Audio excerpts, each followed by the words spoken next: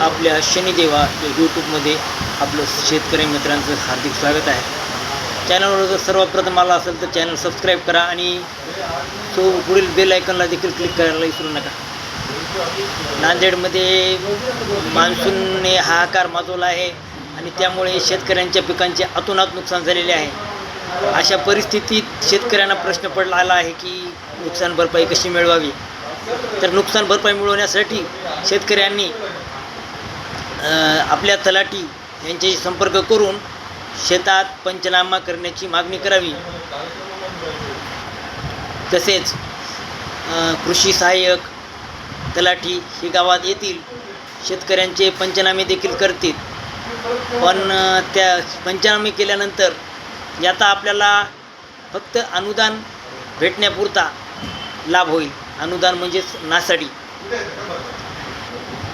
आपल्या भागाचा पंचनामा झाला कृषी सहाय्यक आणि तलाठी यामार्फत, तर शेतकऱ्यांनी याचा अर्थ असा घेऊ नये की त्यांचं मंडळ हे पीक विमा योजनेसाठी देखील पात्र झाले आहे।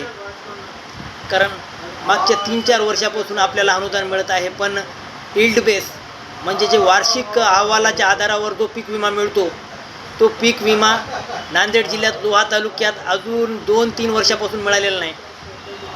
याचं कारण म्हणजे पीक विमा कंपनीचे अधिकारी हे पीक कापणी प्रयोग हा त्या गावाचा करतात ज्या गावात नुकसानच झालेली नाही।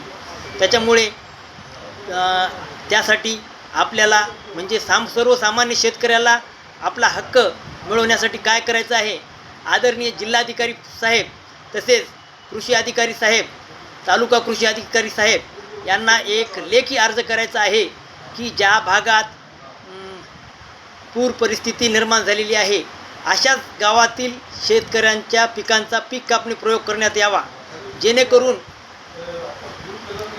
ज्यामुळे आपलं संपूर्ण मंडळ लागू होईल। मंडळाची तालुक्याची नुकसान भरपाई मिळेल आपल्याला आणि संपूर्ण मंडळाचा पीक विमा लागू होईल। कारण मागील 5 वर्षाच्या सरासरी आकडेवारीनुसार या वर्षीचा वार्षिक अर्थात यील्ड बेस पीक विमा ठरवला जातो। अशाच माहितीपूर्ण व्हिडिओसाठी आपलं शनिदेवा शेती योजना हे चॅनल सबस्क्राईब करा आणि त्यापुढे असलेल्या बेल आयकॉनला देखील क्लिक करायला विसरू नका।